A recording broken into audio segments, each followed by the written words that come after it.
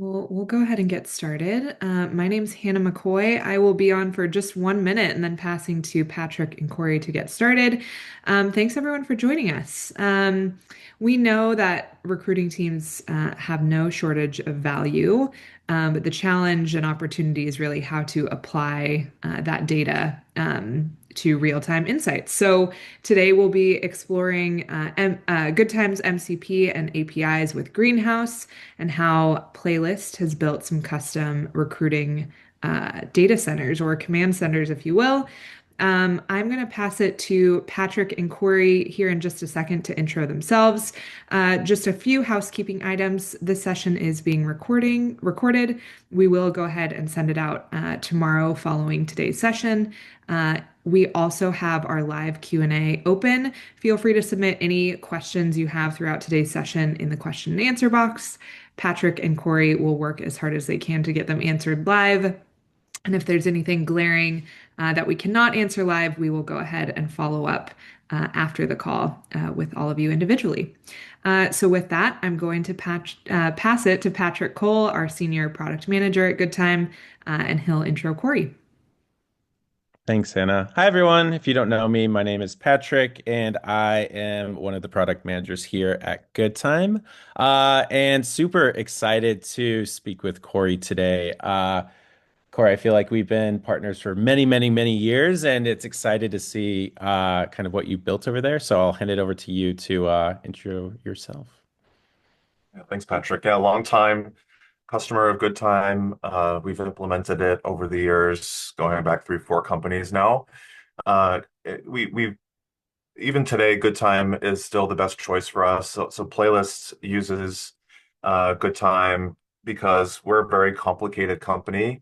You might know some of our popular brands like MindBody or ClassPass are the two companies that people usually know, but we have 3 or 4 more. Some are on Outlook, some are on Google, and we hire globally across 30 different countries.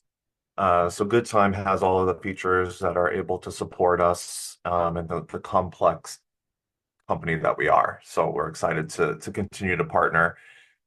So as Patrick said, my name's Corey Wood. I recently moved into an AI transformation focused role, but have been in recruiting operations for about 12 years now. That's awesome. And Corey, could you expand a little bit in particular? I know you have used GoodTime at previous organizations, but could you expand specifically with Playlist on why you needed a solution like GoodTime? Yeah, so we have it all really. We have engineering pool-based interviewing where we have 75 people that are calibrated for an interview. We have sales batch scheduling. We like the features where you can basically use a block and have that be a predictable place where interviews will go. We needed the multi-tenancy setup because we have, like I said a minute ago, we have Outlook and we have Google, which not a lot of tools are able to support that. And I think year to date, we've scheduled 30,000 interviews. So we're very high volume and GoodTime does it all for us. But one thing I'll say is I always try to be objective when I choose a tool. Like just because I've used GoodTime before, it doesn't make it like the fit for this company. So we still did an objective analysis and looked at all the features of all the tools, and GoodTime was still the best one for us. Awesome. And I know you're going to be showcasing actually some custom stuff you built at Playlist. Before we jump in, it'd be interesting to hear what some of the operational challenges that you faced when you joined Playlist and what led to you actually building out, this custom dashboard experience instead of just relying on, the standard reports you'd find in Greenhouse or even in GoodTime. Yeah, well, we have a very aggressive hiring plan this year, so 50% growth. We have a small recruiting operations team. So I have people kind of dotted all over the world to cover time zones and make sure that they're supporting the business leaders within a certain like range of time. But it was really down to like I'm getting a lot of questions from leaders. I'm getting a lot of questions from like within the recruiting team, and I wasn't able to quickly be able to get a lot of the insights that are unique to my situation and my business, which is not unique. Like I feel like that's a problem that I have at every company I work with. And no tool is perfect. Like GoodTime is amazing, but does it lack some of the things that I would ideally have? Yes. Same with Greenhouse, same with Lever, same with any tool you use. So really what started this whole journey of building custom dashboards was trying to fill those gaps.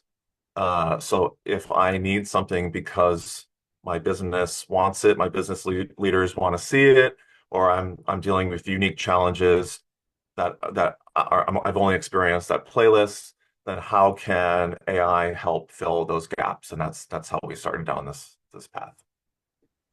Awesome. And then I know you're going to kick off into some background, but I just want to give the audience some context. Corey actually came to us and basically said, "Hey, good time. Here's how I'm actually using your guys' open APIs, and here's actually what I was able to build." So Corey's going to be walking through all of that. And one thing that, we thought about as a partner is we know not everyone is as technically savvy as Corey here, and so that's actually what led to uh our at least us going to start to create our own Good Time MCP, which we're looking forward to releasing to the public. But yeah, I'm really excited for Corey to kind of show you how he actually got his technical chops, kind of took it upon himself to actually solving some of these challenges that he faced at Playlist and kind of showing everyone here how they can do the same. Awesome. Should I share? Let's do it. Yeah. All right. Let's see here. Sure. Okay, good on your side? Perfect. Beautiful. All right. So we're going to walk through some of the basic steps of how anyone can vibe code an app. And this playlist red makes my face like very red, but there's nothing I can do. It's very red.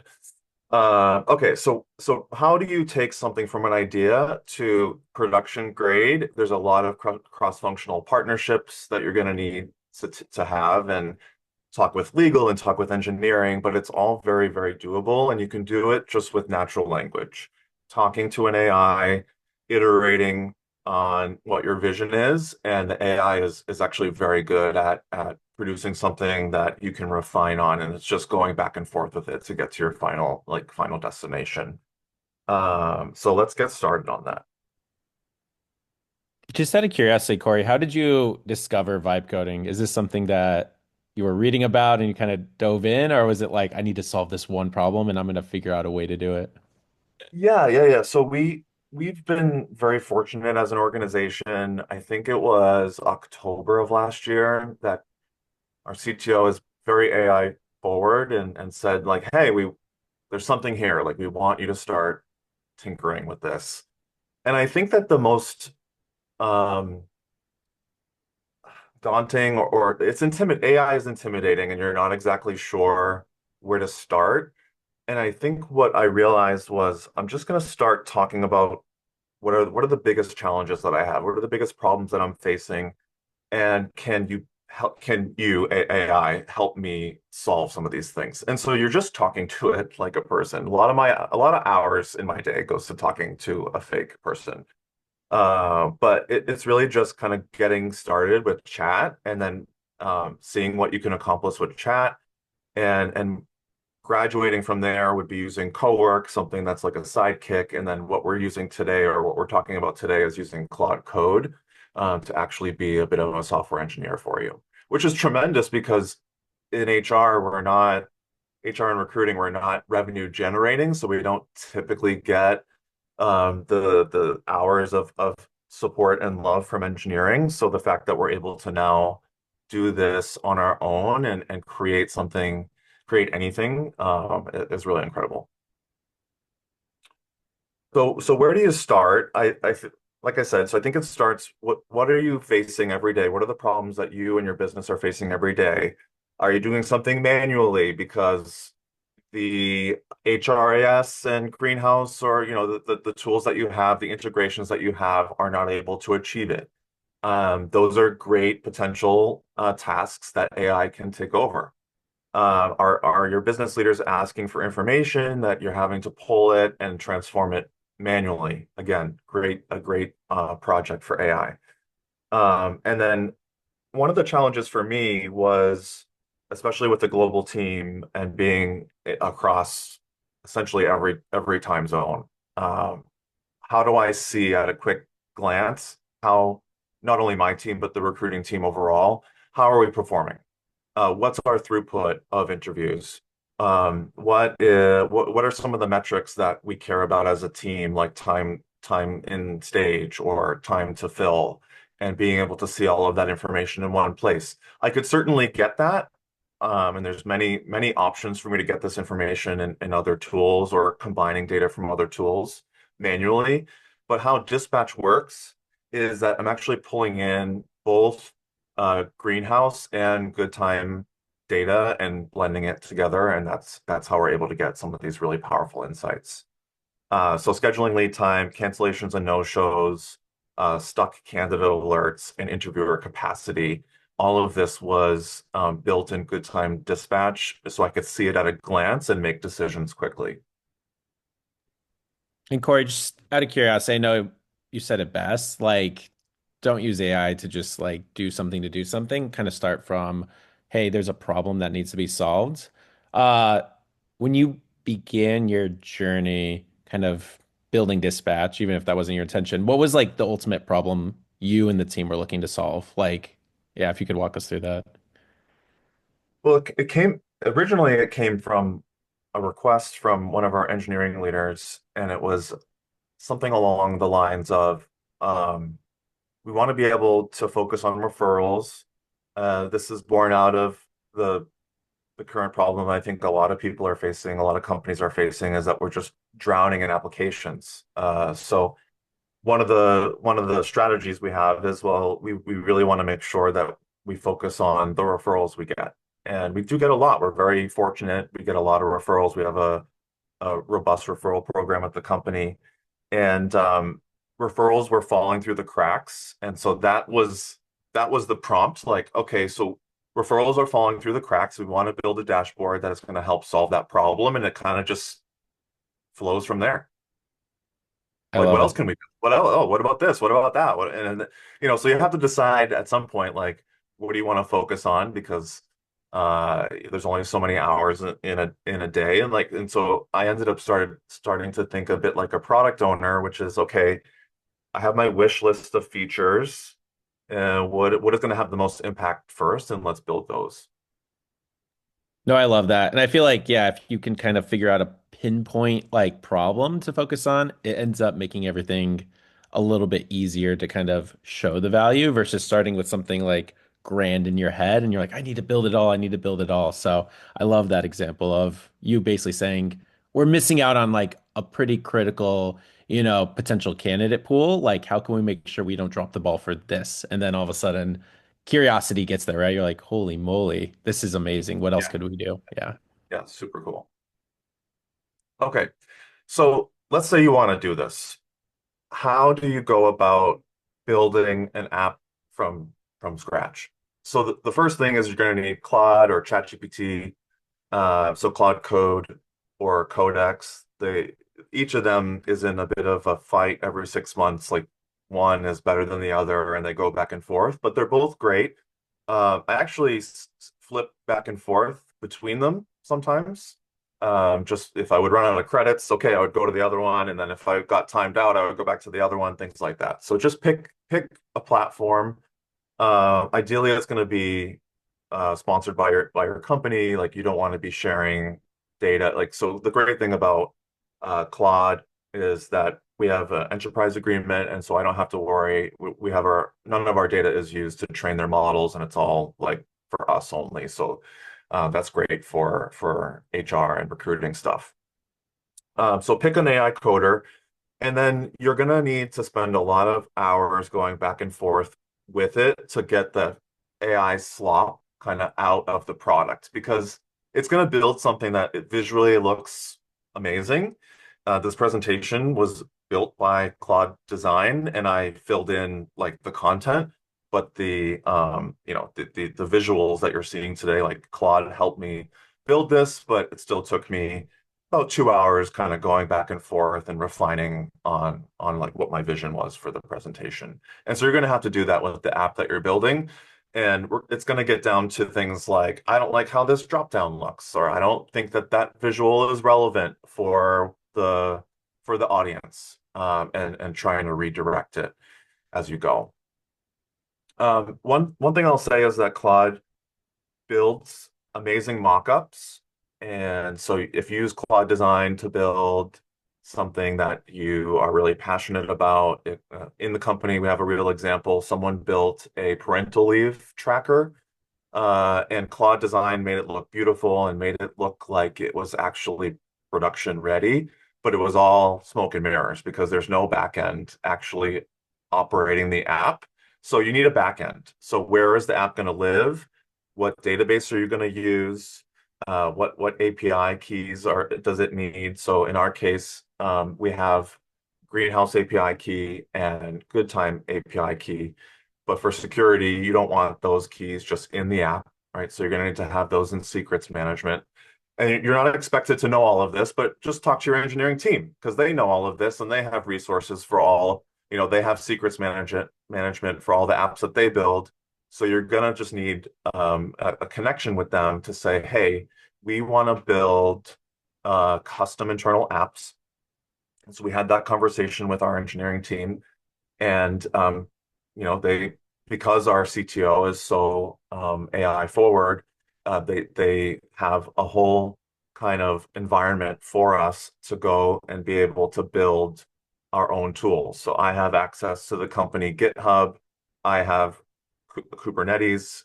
I have Arcus. So like the tools that our team uses to produce applications like the ClassPass app, we have access to those tools. The last two are quick here, and then we can pause for discussion. So, how much money is this going to cost? So when you're on an enterprise plan like we are, plan to spend to build something that like you're going to see when I share the app. It's going to cost about $5,000 of tokens to build something like this that's robust. But when you think about how much money we spend otherwise on SaaS, that is on the market and like good Greenhouse, 6 figures for Greenhouse. So the fact that we're able to build something pretty cool for 5 grand is great. So just plan though that there's going to be some costs there, and the costs for engineering and resources like Kubernetes and our it's probably a couple $100. So nothing too crazy. Um, and then get feedback. So put early versions of your concept in front of people so that you can get feedback. Some of the things that you're going to imagine aren't going to land exactly the way you thought, and you're going to iterate, and you're able to push out updates and make it even better than what you thought. So, and I have some examples of feedback that I got, and then we tweaked dispatch to make it even better. All right, This so I'll is great. pause there. Lots of Yep. stuff. Yeah, I'll see. We'll look at the questions that are coming in. One question I have on iteration, which I love that you called out here, Corey, is you mentioned putting it in front of, your team, for example. While you were building, I'm curious if you yourself was the user and that also made iteration a little bit easier, because you actually knew probably the problem firsthand. I'm just curious to see like if that was like the reason you were able to iterate fast is because you had your own problem you were effectively trying to solve. Yeah, I think I was originally I was the product was to help me do my job more effectively, so that was easy for me to brainstorm about. But one of the I can talk about it now. So the initial prompt was, "Hey, we want to solve referrals falling through the cracks." So one of the features I built was that after a certain amount of time, it'll say that the candidate is stalled out in dispatch and like have a red dot, like, hey, this person has been sitting for a week, like we should do something about it. But what if the recruiter reached out and like we just didn't hear back from them? So it was kind of like making us look bad unintentionally because it's saying like, hey, they're stalled, but not really expanding upon why they were stalled. So that was feedback that I got from the recruiting team after we prototyped the feature. And we added something new, which is email detection. So if you send an email using Greenhouse, dispatch will pick up on that and change the status that we've done something. We've tried to reach out to them rather than the recruiter looking like they didn't do anything. That's great. The And next then, the next oh, go problem for it. is building. So now that this is like, okay, we've built dispatch and it's running well, and we're going to continue to improve it.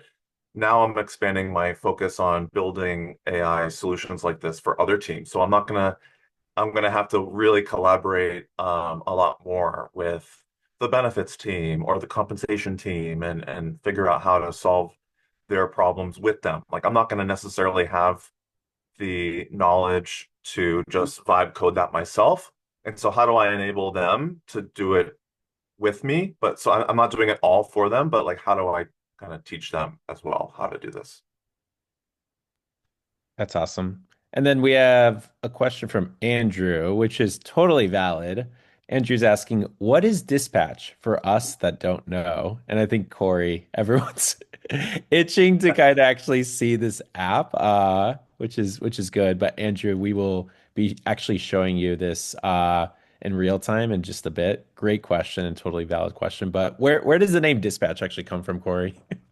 Well, I made it up. I was like, what this command center thing, it kind of flowed nicely with good time. You know, I wanted to still say that it was good time. So what is good time dispatch is a custom AI vibe coded app that we host internally that fills in a lot of the gaps for me and others. Like the recruiters can use it, the business leaders can use it. It's a website now that's hosted in our behind our firewall, and you're able to get, a lot more insights about, let me go back to this slide, right? So, we built a lot of these features so that we could see them at a glance very quickly, all in one place.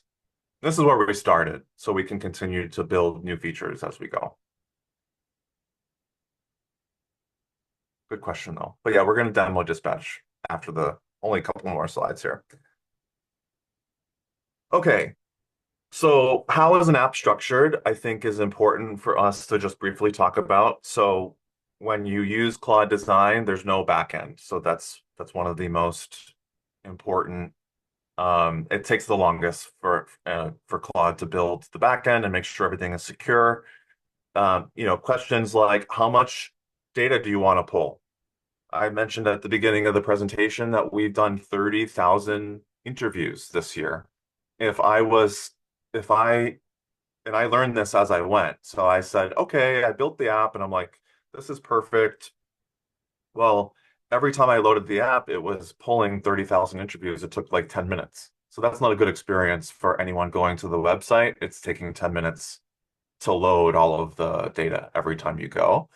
So we have to decide, A, how much data do we want to pull? And then how are you going to store it? Because that needs to live somewhere. You're going to go and query it from GoodTime. You're going to query it from Greenhouse, and you need to put it somewhere on your server. And we decided to do 2 years of data, and that stays. And then we're doing a 10-minute incremental sync for all the new, like, so let's say you schedule an interview right now. In 10 minutes, the GoodTime dispatch server is going and pinging GoodTime and Greenhouse's APIs and grabbing anything that's happened in the last 10 minutes. And I didn't know this, like I did not pick Fast API. Claude picked this. So in terms of like what is doing all of the compute and analytics and creating the visuals and the dashboard elements, that's how it's being done. And then it's displayed as a dashboard in React. Again, you don't need to know all of this. Like Claude is going to pick Python and pick Fast API, and you're gonna need to make sure you just have a vision for like how far back do you want to look? How are you going to store the data and keep it secure because it's all sensitive, people data. Corey, a question I just thought of for the audience is TA probably has a lot of data that they could pick from. What would be your recommendation on which, data sets to focus on, or even like providers should you prioritize first? Yeah, I think as recruiting operations leaders, personally, like I've had reporting in my scope for a long time, so I'm very familiar with how greenhouse data is structured, and same with good time. So I think a good place to start is, just simply asking yourself, how do you calculate your metrics? So let's say, time to fill. It's the applied date or the day that someone signs their offer, which is the resolve date in Greenhouse, minus the applied date. And you need to define every metric with Claude because if you don't define it, it will hallucinate the answer. And that's one of the biggest learnings that I've had with building dashboards is that you have to define every single metric and how it needs to calculate it. Uh, it will build something that's beautiful, but it's like a it's a lie. I mean, it's going to look amazing, and so you're going to say, "Wow, this is amazing," and you're going to be like, "Okay, like let's go ahead and get this out there." But every time I validated the data, I realized, "Ooh, this isn't right," and so as you go, and especially with dashboard work, like it doesn't matter so much when we're talking about building an email or building a policy document. Like it can hallucinate some of the words, and like, yeah, that's close enough. That's what I would say.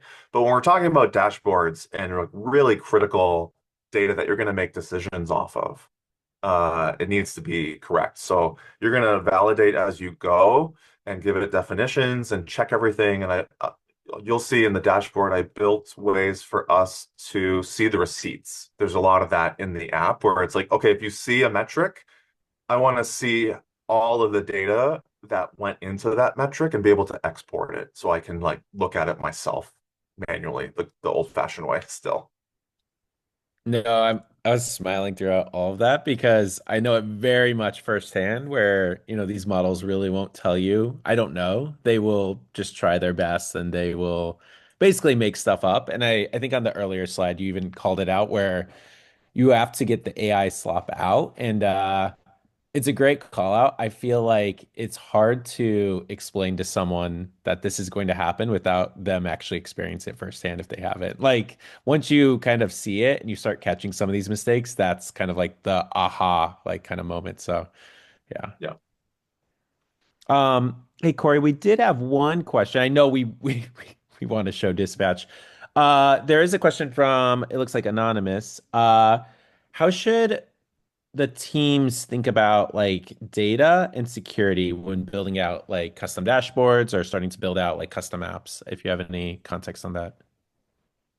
Yeah, so the that we rely on the platform team to really guide us there. They're the experts in this. And Claude is gonna so if you paste an API key into Claude, it yells at you and says, I don't do that. And so I think that especially as AI has evolved over the last 6 months with security at the forefront of the conversation, it's going to help guide you there. But we're not we're not meant to be the security experts. So talk. I mean, Aaron, our Chief Information Security Officer, is very aware of what we're doing. I think the most important the advice is that people data always has to be very, very secure. And so we're pulling, access to candidate data across the world. You have to consider GDPR, right? So there's all these compliance rules that you might have to follow. So just make sure that wherever you're storing the data, which is the middle part of the slide here, store it somewhere secure. And you'll have to have that conversation with your platform and data teams to make sure that they're able to do that for you.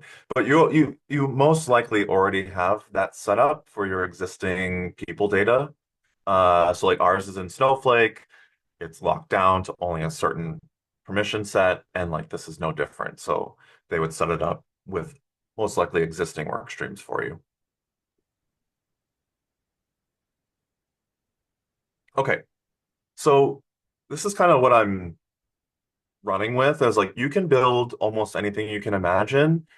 Uh, it might feel somewhat technical, but you're not meant to be the master of software engineering. Just be the master of solving the problem, which I think is something that we're as recruiting operations people like pretty good at recognizing recruiting problems and trying to figure out solutions.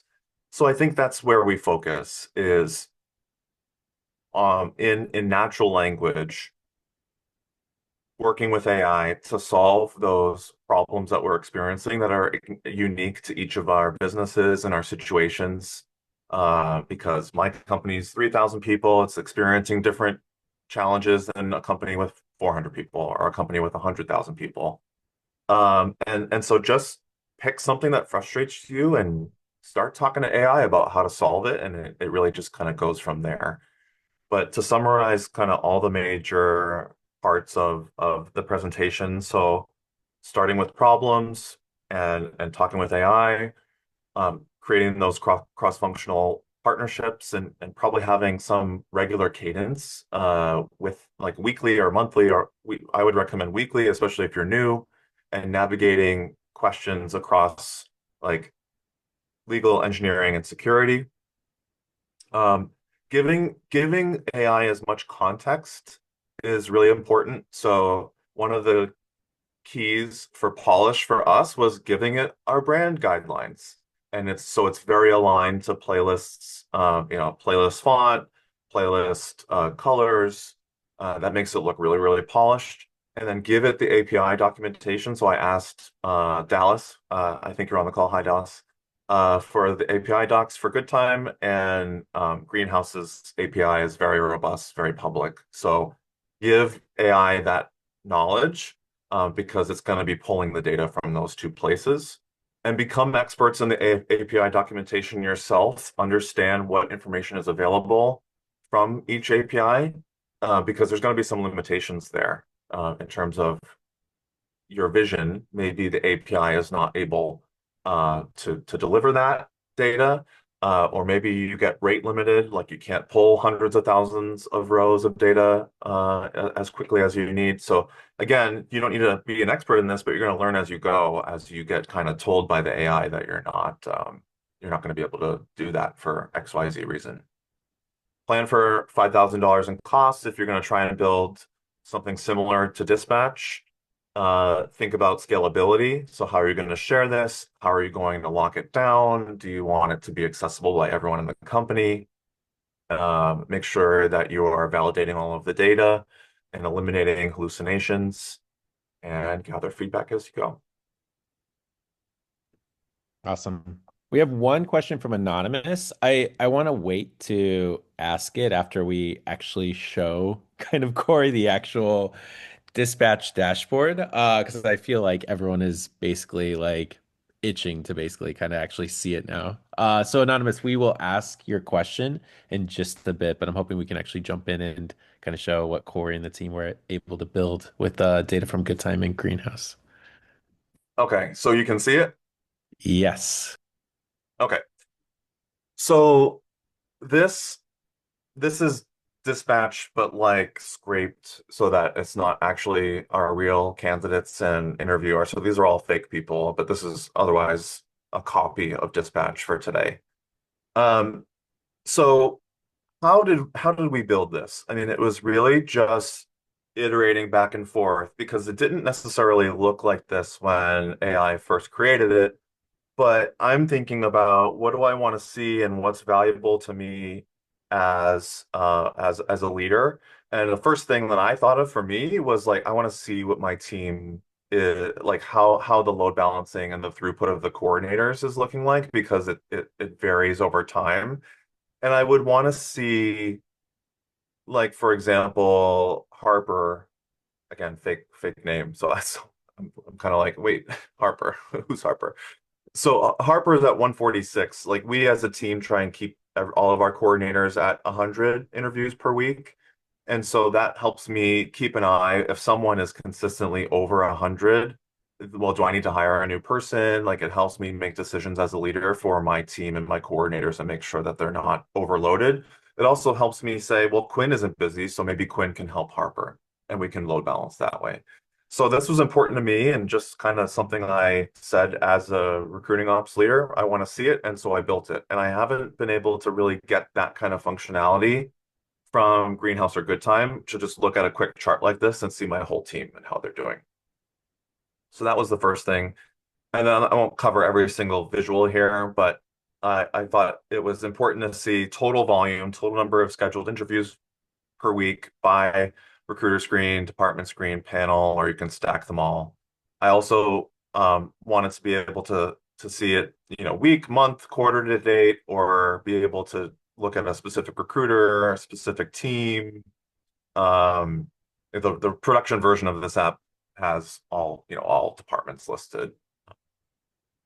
And I also wanted to be able to do custom, right? So I want to be able to select my own date range if I want. And you're going to learn this stuff as you go. You're going to get feedback from people and say, "Hey, this is awesome. I love week, month, quarter to date. Can you do a custom date range?" Yeah, sure. Let me add that in. Oh, I want to do trailing instead of I want to do the last 90 days instead of quarter to date. Okay, sure. Let me add that in. So this is how we got here is probably 80 hours all in, like from blank screen to the many, many tabs and lots of functionality that you see today was probably about 80 hours of work, uh, spread over, a couple months. So a couple hours here and there. Earlier, I had mentioned that one of the important features for me was that if we show a metric that we're able to drill into it. So you can see here that these have hover, and I'm looking at the actual greenhouse records. So who was part of this metric? So when we say the average time and stage was 17 days, well, how do we calculate that? And it'll give you the full list of candidates that were factored into that calculation. And in the production version of this app, you can click the name and go straight into the greenhouse profile and look at and see what happened if you want to. Same thing down here. I'll just kind of continue on. So one of the other big asks, why are we seeing cancellations? This was a limitation in the GoodTime API. I can't see the cancellation reason. I can't see if it was company caused or if it was candidate caused or kind of like what happened there. So that was a learning. But what I do think is really important is that I want to see, okay, how many same day cancellations are we seeing? How many no-shows are we seeing? What interviewers were involved there? And not that I'm gonna it's not about accusing like what happened here. It's really trying to understand just the overall volume and experience and trying to limit these situations. Of course, there are going to be last minute situations, but we don't want to see a lot of these consistently. So it will highlight if a particular person is causing a lot of that churn in a week, and it will say like, I detected a spike, and it'll say what it thinks is the cause. This is so This was cool. cool. I feel like this report alone, like everyone is like jumping up and down and saying like, please, please give me, give me, give me. Yeah, yeah. So this was really, really insightful for us because I am hearing the feedback from my team that they're having reschedules like all the time because people are, whatever reason. So I said, well, there's not really an easy way for me to look at that at a high level. I can certainly drill into a specific interview in good time or try and find like a candidate situation, but seeing it all summarized in one place was kind of the goal. And then Corey, we had Um, like a flood of questions come in. Uh, the first question from anonymous here is, does GoodTime help build these with other customers? Do we need a special package for this? So this is a great question. We have our open APIs, which allow every one of our customers to access data. And so Corey basically leveraged the existing open APIs and essentially basically jumped in and actually started to build on this data along with Greenhouse. The one thing we've learned actually working very, very closely with Corey is actually being able to see firsthand the types of applications he was building. What we're working on today is a MCP, which is essentially taking our open APIs and allowing, AI and LLMs like Claude and ChatGPT to understand these open APIs so that you can also easily build out dashboards, kind of like Corey did. He's essentially become an engineer and kind of built this out himself. We're hoping with our MCP, as we get that out into the market, it'll allow more team members that aren't as technical as Corey to be able to do similar types of activities. Does that all sound about fair, Corey? yeah, and using an MCP, I think, is a great so when you're going along your AI journey and you're kind of starting with chat and then moving up to cowork or trying Claude code, using an MCP is a great and it's an approachable way to try and build insights because the MCP is basically going to GoodTime's backend and pulling the data for you and then visualizing it for you. And so the days of manual reporting and like maybe even having to go to your data team to build Tableau and like that's definitely changing. And you're going to be able to just say to Claude using GoodTime's MCP, hey, I want to see all the cancellations that happened in the last blah blah blah time and like what happened. And it will give you an answer and solve that problem for you in the short term. And then you can make that an artifact so it lives forever. And I decided to go this route because now that GoodTime Dispatch is built, Claude is out of the equation. AI is no longer part of this app. AI helped build this app, but now I can basically set it and forget it because it's been built, it's been tested, it's been validated, and it's now like any other app in the company. So That's I mean, awesome. that's like the most complicated solution. Like there are many other ways to get something like this. Yep.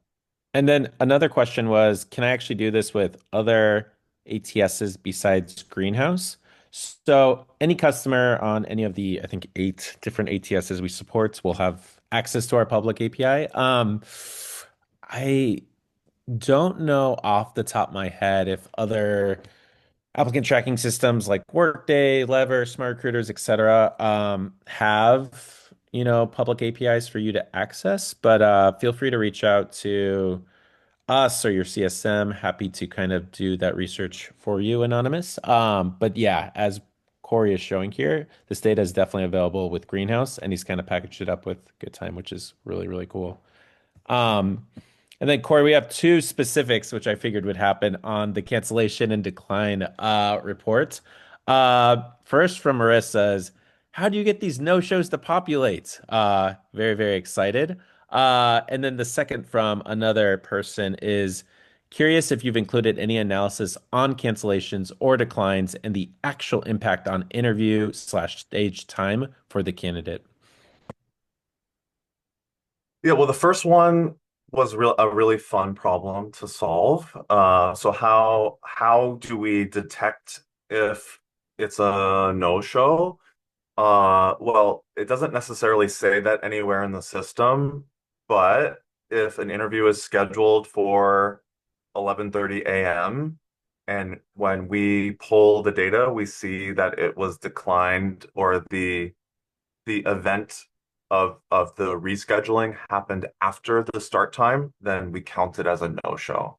So it's not usually this wide of a gap. It's usually like the interview was scheduled for 11:30 and at 11:36 we got a decline from the interviewer or we got a reschedule instance. And we're able to detect if it's a reschedule instance, if Emerson Reyes, the candidate, has a new interview for the same stage for the same job.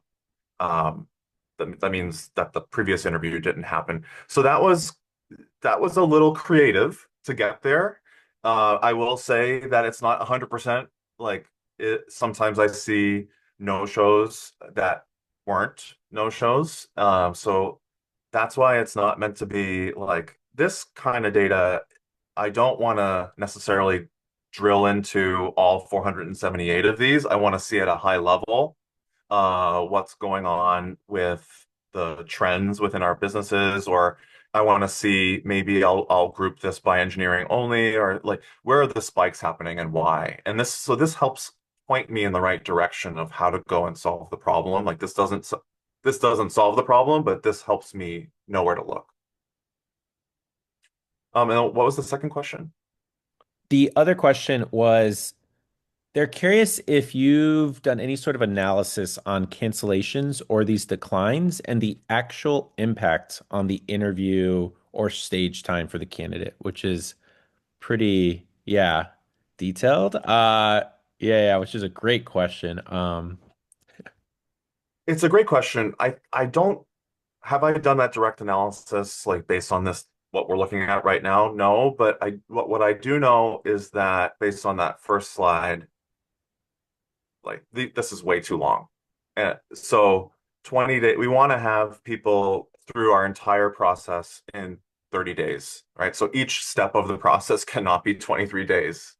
So I think that we're kind of live doing the analysis just by looking at this dashboard all the time, and we're aware of the trends and like where the bottlenecks are in our business. And we can the fact that we can slice it and dice it by recruiter, by organization, or by department, or see it. One of the things that was really cool for me was to be able to see where were we last year, right? So we're up 19 days from last year. Well, why? We expect seasonality, right? So for us at Playlist, our busiest quarter is Q1, and then around now it's a little bit slower. So we're not seeing as much volume. So we expect some differences in data from January to July, but technically, like if we know high season is always Q1, well, I'd love to be able to see how are we doing this Q1 versus last Q1. That's really important to me. So I don't know if that truly answers the question, but yeah, I mean, I feel like we're doing the analysis all the time of trying to figure out, well, what's going on here and Yeah. talking to the people about it. I always say Okay, a good analysis is it leads to more questions, right? Kind of exactly what you're doing there, Corey, is hey, this feels wrong. Why is it showing us that? And that allows you to kind of do the deep dive, kind of what you're mentioning. yeah. Okay, so this was one of the asks from our engineering leadership. Hey, we want to see referrals. So this website is available for anyone in the company to see. But you can see here we have some smart logic built in, showing us where we're at in the offer process, or are we at panel, or are we at Codility, and what amount of time has passed, what's the next step. Are they actively moving along or not? So this was really, really important because we have so many candidates. That this is going to just go ahead and pull those out from the big pile and show you all in one place where your referrals are. You can you can see here that this was the part that I talked about earlier, that if we emailed somebody or if we make a note in Greenhouse. So if a recruiter makes a note in Greenhouse, hey, reached out to so and so, this will pick up on that as well. And so we're pulling in both data from Good Time to get the interviewing data. And like if it says the next step, there's an interview scheduled, like it's pulling that from Good Time. And then we're pulling in a lot of data from Greenhouse and merging it all here into one UI. And you get a Beautiful. green dot if everything is moving smoothly. So we've basically been reminding our recruiters like, hey guys, like make sure everyone has green dots. Yeah. I like how Dallas referred to it as the Domino's pizza tracker for candidates. It's exactly that. Oh, we gotta do like an Easter egg where if you like click the right part of the screen, like the pizza, like it changes to pizza or something. I love Easter eggs. Corey, I know there's a ton more that you want to show. There's a few more questions, and then I know we do have to wrap up at the top of the hour, and goodness, the questions keep coming in. Uh, One of them just came in, and basically she's saying the dashboard looks incredibly impressive. Were there any surprising insights or bottlenecks that this custom dashboard uncovered, which you weren't able to identify using the standard good time or greenhouse reports? Yeah, well, it certainly helps me very easily be able to make decisions. So some of the call outs from earlier, right? So being able to load balance my team appropriately. Um, we have some of the stuff that I haven't shown that is like super, and I'm not, that's why it says under development, not quite done building these features, but we have, okay, yeah. So we have these pools for engineering. This is not populating because it's not done, but in the production app it's working. So this combination of interviews, so interview tags. So in this place, these tags, these interviewer pools, what is the capacity available? So it would tell me, okay, in the future there are 5 interviews still available. So we were running out of interviewer capacity, and we're trying to hire faster than ever. This is not helpful because it's not populating, but what I'm trying to explain is that we were able to train new interviewers, knowing that we were running out of interview capacity and that was going to cause bottlenecks. So that was something that was really cool here. Focusing. So referrals is one way that we're tracking these VIPs, but if anyone is ever marked, let me see if I can find, I know we're almost out of time, so yeah, so I don't see any VIPs, but if you and you know how on Good Time you can mark someone as VIP, it will pick up on that. So if anyone has been marked as VIP, then it will highlight them here. So it helps us identify all the top talent and really focus on the top talent. So a couple things like for me as a recruiting operations manager, I can make decisions about how to support my team. We can make sure that we have enough interviewers. What we found as well was that a lot of the cancellations were because people weren't like following instructions and not like syncing their calendars. And so like we were able to get ahead of that. So it solves a lot of problems before they get big. That's awesome. And then a question did come in. How much of this data is available in good time versus needing to vibe code it myself? Actually, good time, we have a ton of this data. We have quite a bit of standard reports inside of our Insights tab that has a ton of information. And kind of what Corey put together is building out a custom dashboard for playlist and incorporating good time data plus Greenhouse. So essentially taking that data inside of good time and almost customizing it for playlist. So great question there. And I know we are running out of time. Yeah, too many questions. I guess one of my last questions I'll ask you, Corey, before we wrap up is everything you showed today, is super impressive. And seeing all this data inside of one single screen, is really a no-brainer for any sort of recruiting operations team. I'm just curious, were you surprised by anything that once you had all of this data visible in one place, like did anything kind of like surprise you? Any sort of like aha moments that you could share with the group?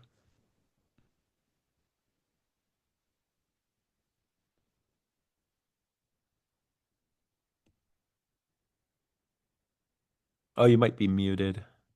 Oh yeah, it looks like. Got me.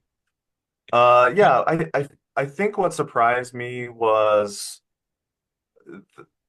that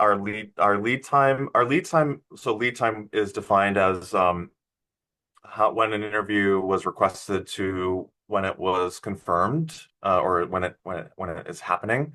Um, and we are operating like, wow, we're so fast. And so that was a great surprise. That was a kudos for the team. Like, hey, we as a scheduling team are moving very quickly and consistently in the green. So that was great to see. And that was a way for me to reinforce the, positive vibes. I was surprised to see that we have candidates, and that's not our real data, so we're not that bad. We're not, and not every stage is 20 days, but we're definitely slower than we would like to be. And that is one of the things that we can control as a recruiting operations team is like how fast are we trying to move people through the process. So that was a big aha that I wasn't aware that we were moving so slowly before through our process. So that put a big spotlight on that. Um, so yeah, nothing groundbreaking, but again, just having something in front of you that helps you navigate challenges is really the key here, and you kind of will learn what's going to be valuable as you go. Awesome. And I know we are at the top of the hour. I loved all the questions and yeah, the amazing turnout. I know we couldn't get to everyone in the time we had, but good news is, Corey, I think we're going to be doing this again when we're at Moment in, a month or so. At least that's what I've been told. So I'm looking forward to continuing the conversation. But this was super, super cool. And thank you for taking the time to sharing this with, all of our good time customers that joined us today. Thanks, Patrick. Thanks, Hannah. It's great Yeah. to discuss the cool AI stuff happening. Yeah, definitely a transformative AI leader. So thanks, Corey, for joining us. And like I mentioned at the top, you all will receive a recording in your inbox following today's session. Thank you so much, Corey, for taking the time to share this with us. And Patrick, you as well. I know you're a super busy guy.